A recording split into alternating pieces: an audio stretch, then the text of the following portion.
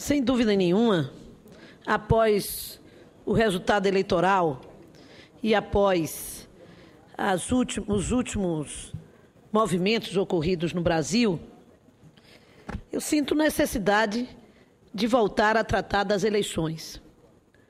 O PSB, como todos sabem, nestas eleições lançou uma candidatura. Nós acreditávamos e sustentamos a tese de que era preciso construir-se uma terceira via no Brasil.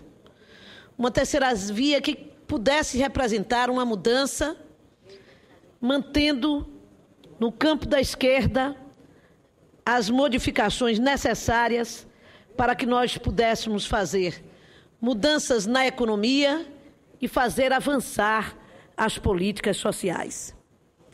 Arriscamos uma candidatura daquele que era o nosso principal líder político, o presidente do nosso partido, o governador do estado de Pernambuco, que se tornou o mais bem avaliado governador do nosso país pelas pesquisas de opinião. Eduardo levantava não apenas a bandeira das mudanças, a bandeira de combater-se a polarização entre PT e PSB, mas representava uma esperança para o Nordeste brasileiro de ter também um presidente da República que viesse de uma tradição de gestão eficiente, articulando-se com um projeto de Brasil unido em torno de um desenvolvimento que incluísse decisivamente o Nordeste do nosso país e o Norte. Tivemos frustrada essa expectativa quando, de forma absolutamente trágica, o acidente do avião daquele dia 13 de agosto interrompeu o sonho dos socialistas brasileiros, interrompeu a carreira e a vida deste grande e brilhante líder político do nosso país e jovem líder político do nosso país. 4 dias após o seu aniversário de 50 anos de idade. A nossa candidatura e, portanto, a terceira via se desenvolveu imediatamente com a sustentação da bandeira de Eduardo na candidatura de Marina Silva. Chegamos a empatar com a candidata a presidente da República, Dilma Rousseff. No entanto, depois se iniciou um processo de queda da candidatura de Marina. E tivemos, portanto, mais uma vez frustrado o nosso sonho de ver no Brasil realizar-se a ideia de um novo campo político que fugisse à polaridade. E tivemos a candidatura de Aécio Neves, que chegou ao segundo turno eleitoral, realizando, junto com a presidente Dilma, uma disputa que levou o país a uma polarização nunca antes vista na história recente do nosso país, após a reconquista democrática. No entanto, essa polarização, que permanece ainda, talvez, grande e quente no coração de uma parte do eleitorado brasileiro, não pode nos fazer perder o rumo do projeto político de consolidação e avanço democrático deste país. E não pode perder o rumo, senhor presidente, eu quero dizer, porque o Brasil tem a sorte de construir um processo democrático de forma tão ampla, em tanto tempo de construção, envolvendo forças tão díspares, que fez com que nós chegássemos a um processo eleitoral em que os 3 candidatos que concorriam nesse pleito, não tivessem, nenhum dos três, nenhuma vinculação com ideias de retrocesso do ponto de vista do avanço democrático nesse país. Marina Silva, Aécio Neves e Dilma Rousseff, todos três são filhos da luta do povo brasileiro pela conquista da democracia. Portanto, me parece absolutamente estranho e necessário que seja refutada a ideia de que após o processo eleitoral nós pudéssemos ter uma manifestação como a que vimos acontecer em São Paulo, com a verdade pouco representativo, mas ainda assim tentando segurar-se no movimento de debate político recente ocorrido no país, de que era possível ou é necessário, como alguns deles dizem, o retorno da ditadura militar ao Brasil. Nenhuma dessas três candidaturas representa a possibilidade de aproximar-se de um projeto desse tipo. E eu quero, portanto, de forma clara, deixar a minha posição de repúdio a essas tentativas que, minoritariamente, tentam se colocar no Brasil como se fosse possível para uma nação do tamanho da nossa nação, de tamanho continental, com o desenvolvimento que nós temos na nossa economia e com a complexidade que temos na nossa economia, puder voltar atrás, aí sim, há um tipo de retrocesso absolutamente inaceitável na construção que o povo brasileiro fez e na escolha que o povo brasileiro fez de construir uma democracia sólida como um caminho para o desenvolvimento político, econômico e social deste país.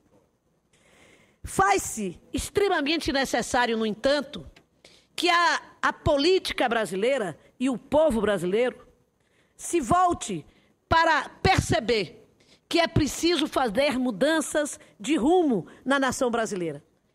E eu não tenho dúvida de que a sensibilidade da presidente Dilma compreende a necessidade de fazer essas mudanças, seja no nível da economia, como seja no nível da política, para fazer avançar o processo político democrático brasileiro. E, para tanto, é indispensável que os congressistas compreendam que entre as reformas indispensáveis que o Brasil necessita, está em primeiro lugar a reforma política. E a reforma política, porque a reforma política não é apenas uma reforma eleitoral.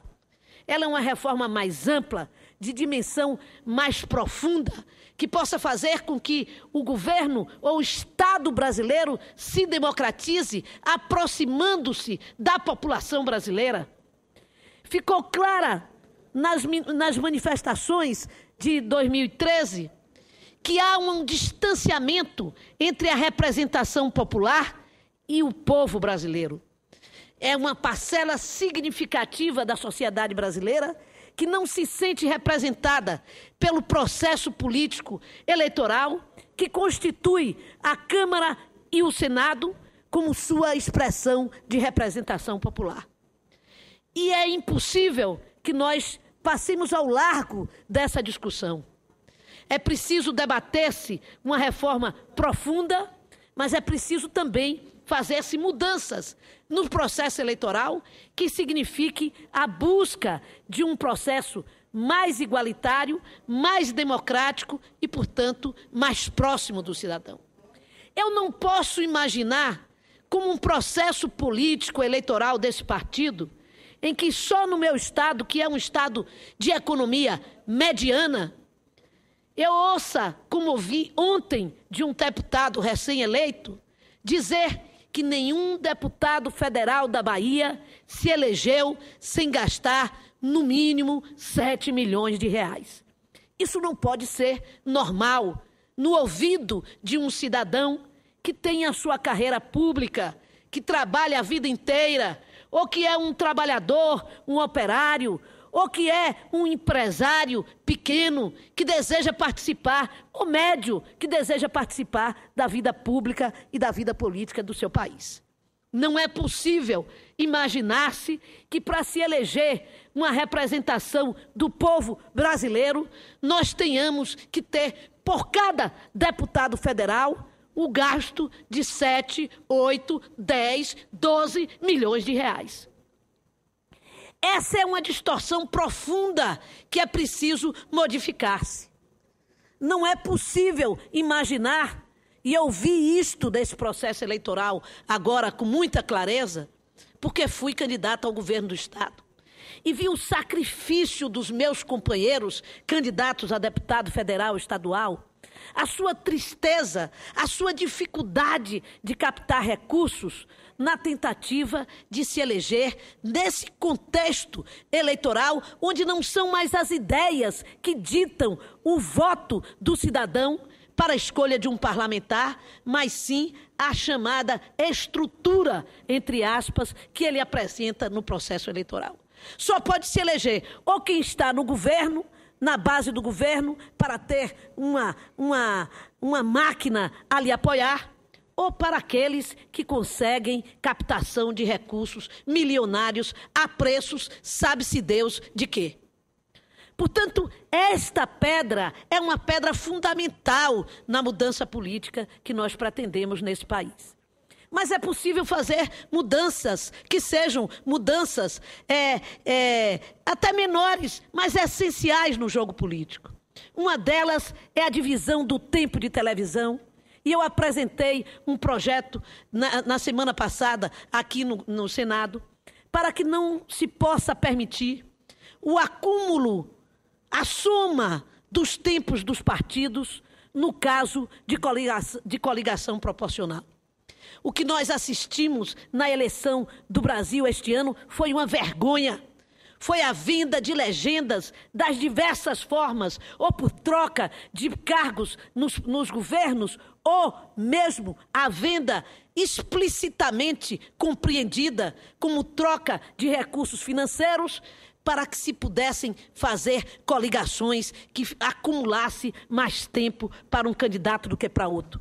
Não é possível concorrer-se a uma eleição onde um candidato tem 11 minutos do tempo de televisão para concorrer à presidência, outro tem 7 e outro tem 2, e outro tem menos de 2. Esse processo não democratiza a participação política. Portanto, é indispensável que nós possamos mexer neste que é um elemento essencial no processo eleitoral no Brasil, que é o tempo do rádio e da TV, distribuído de outra maneira e debatido profundamente pelo Congresso Nacional. Além disso, é preciso estabelecer-se o fim da reeleição, de forma clara, de forma absolutamente democrática, porque da forma em que ela se realiza no Brasil, ela é francamente favorável a quem está no exercício do poder. E eu não falo nem da presidente Dilma, que já acabou, portanto já venceu essa fase, já se reelegeu agora.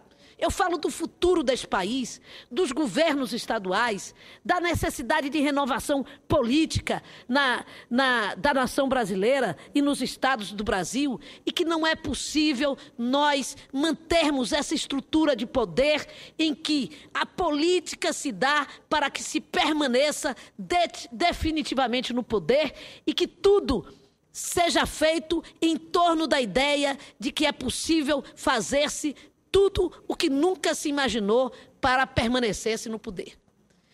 Esse patamar, em alguns outros países, existe a reeleição. Mas nesses países não há a cultura de tradição infeliz do povo que temos no Brasil, de concentração tão grande de poder nas mãos do Poder Executivo. Portanto, é preciso rever-se com clareza e, por isso, é que também apresentei PEC nessa direção. Mas pretendo também apresentar proposta no sentido de se ampliar o tempo de desincompatibilização. Não é certo que alguém possa concorrer a um cargo de deputado federal ou mesmo de governador, saindo 3 meses antes do governo em que participa, definindo o orçamento e definindo obra para concorrer com outros que estão fora do poder. Então é preciso se construir um sistema político eleitoral no Brasil que seja estabelecido com base em pilares democráticos. A democracia não é apenas o direito de voto. A democracia é muito mais do que isso. É a possibilidade de realizar uma representação que seja realmente democrática. Que as pessoas comuns possam sentir que ela pode, eventualmente, sair para participar e ser eleita num processo democrático em que seja possível, porque nos níveis em que se encontra o custo de uma campanha eleitoral no Brasil, é impossível ao cidadão comum poder participar de um projeto desse tipo. E, como resultado disso, nós temos a cada eleição escândalos, escândalos, escândalos envolvendo o parlamento e envolvendo suas relações com as grandes empresas ou pequenas empresas, se é uma questão estadual, se é nacional, com grandes empresas. Portanto, esse modelo do Brasil é um modelo que é calcado em pilares que levam estimulam um processo de corrupção e corruptor para se manter. Este modelo é baseado numa ideia de criar instabilidade permanente e crises no poder. E é por isso que é preciso modificá-lo profundamente. Portanto, senhor presidente, senhoras e senhores senadores, eu quero destacar que, diante disso, eu creio que o Congresso Nacional precisa se debruçar, cumprindo a sua tarefa primeira, em debater a reforma política desse país. A sociedade organizada já está fazendo o debate. Nós não podemos ficar fora e estabelecer que não vamos participar porque está discutindo plebiscito. Vamos discutir se é plebiscito, se é referendo. É óbvio que não é possível fazer-se uma reforma política no Brasil sem que o protagonismo esteja no parlamento brasileiro. Tenha participação popular, mas o parlamento brasileiro tenha um protagonismo decisivo nele. É preciso também entender que as reformas não se paralisam na reforma política. Ela é a primeira, mas é preciso avançar-se para a reforma tributária, para modificações que permitam também a revisão do pacto federativo deste país.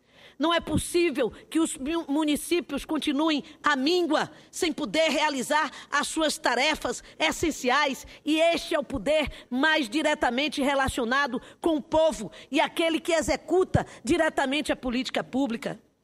É preciso assumir-se claramente um compromisso com o movimento Saúde Mais 10, que exige mais recursos da União para a saúde em nosso país, especialmente para a saúde pública. É preciso avançar na discussão do passe livre, que movimentou a juventude e os estudantes do Brasil inteiro. É preciso avançar-se na discussão da situação dos aposentados brasileiros e tomar-se a tarefa do Congresso Nacional de imaginar e de criar uma saída para esses aposentados após a derrubada do fator previdenciário. É preciso que possamos debater um plano e a presidência da República possa incorporar um plano que transforme como em urgente a implantação de colégios de tempo integral no Brasil inteiro, como o Eduardo fez em Pernambuco. É preciso, portanto, mudar a agenda do Congresso Nacional. As eleições se foram. Não vamos estimular terceiro turno eleitoral. Vamos estimular, sim, a organização do Brasil através de uma agenda política que o povo brasileiro exige dos que votaram em Aécio ou dos que votaram em Dilma. porque exigem o aprofundamento democrático e exigem o avanço das mudanças em nosso país. Muito obrigada, senhor presidente. Gostaria de parabenizar a senadora. Vossa Excelência, permite um breve à parte, presidente? Se o presidente permitir. Senador Suplicy. Senadora Lídice da Mata. Pois não. Perdão. Eu quero cumprimentá-la pelo seu pronunciamento e dizer da minha afinidade com a sua indignação com respeito àqueles que vieram aqui lembrar e querer até intervenção militar para evitar que o resultado democrático das eleições possa se tornar inteiramente válido, como já está acontecendo. Parece que essas pessoas não se lembram do que foram os anos do regime militar brasileiro. Parecem não se lembrar das extraordinárias campanhas, a maior campanha cívica já feita em nossa história, mais de 1 milhão de pessoas ali na Candelária, ali no Anhangabaú, também centenas de milhares que se reuniram em Salvador, em Belo Horizonte, em Recife, Curitiba, Porto Alegre e assim por diante. O povo brasileiro saiu pacificamente às ruas e, finalmente, demorou algum tempo, conquistou as eleições livres e diretas. E nós tivemos a realização da 7ª eleição livre e direta para a presidência e em 2 turnos neste mês de outubro. E, então, é muito importante que, tal como a Vossa Excelência aqui coloca, que haja o reconhecimento das partes. Foi uma luta renhida, foi uma disputa de grandes diferenças, mas de natureza política. E eu quero também dizer o quão espero que possamos todos estar dialogando em benefício da construção de um Brasil melhor. Meus cumprimentos a Vossa Excelência. Muito obrigada, senador, meu querido amigo senador Suplicy. Aproveito já neste momento para dizer que nós não queremos de volta ditadura militares, não queremos de volta prisões, não queremos de volta assassinatos. E eu lembro que hoje é o dia que faz 45 anos, né, da morte de Carlos Marighella, baiano que lutou contra a ditadura e resistiu à ditadura nesse país. Muito obrigada.